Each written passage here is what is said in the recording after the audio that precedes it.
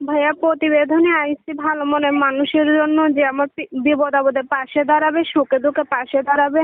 আসলে আমার আম্মু। আমরা অডিও কলের মাধ্যমে একজন আপুর সাথে যুক্ত হয়েছি, শুনতে চাইবো উনি আসলে কেন এই প্রতিবেদনে আসা, কেন এবার উনি এত সুন্দর কণ্ঠ বা এত সুন্দর ভোকাল দিয়েও প্রতিবেদনে আসেন। আসসালামু আলাইকুম।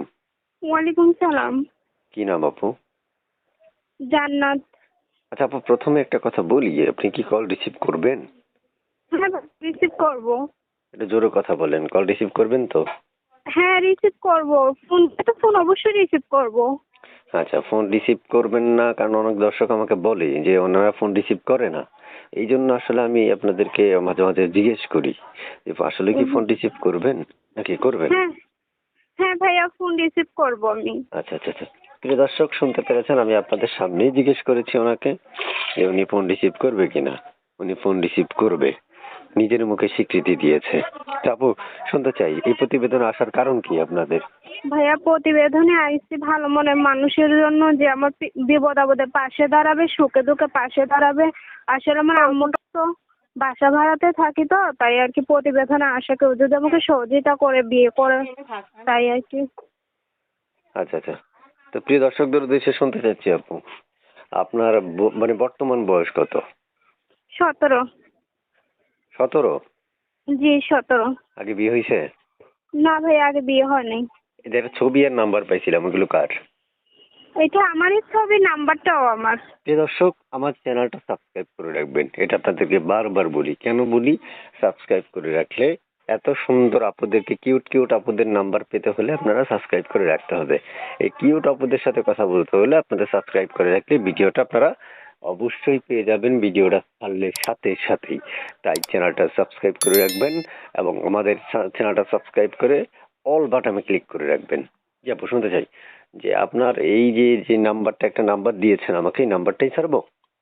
না ভাই, এই নাম্বারটাই। আচ্ছা, প্রিয় দর্শকদের উদ্দেশ্যে শুনতে চাই, আর কিছু বলবেন আপনি? না ভাই, আর কিছু বলবো না। দেশের বাড়ি কোথায়? ব্রাহ্মণবাড়িয়াতে। বাবনবাড়িয়ায় থাকেন? বাবনবাড়িয়ায় থাকেন? ভাইয়া, ব্রাহ্মণবাড়িয়াতেই থাকি আমি। আচ্ছা আচ্ছা আচ্ছা, পড়াশোনা আছে?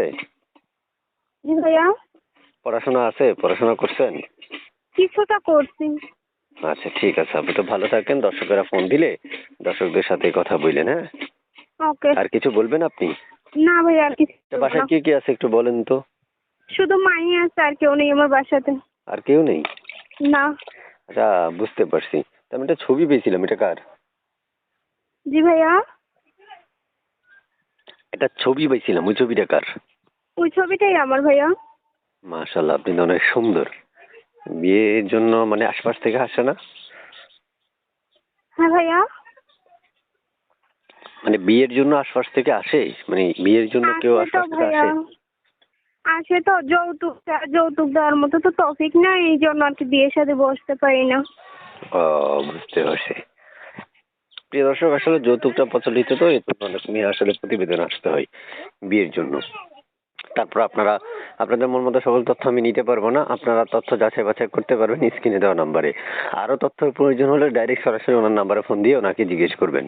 তো ভালো থাকুন আপু, আল্লাহ হাফেজ। হ্যাঁ, আল্লাহ হাফেজ। ওকে আপু।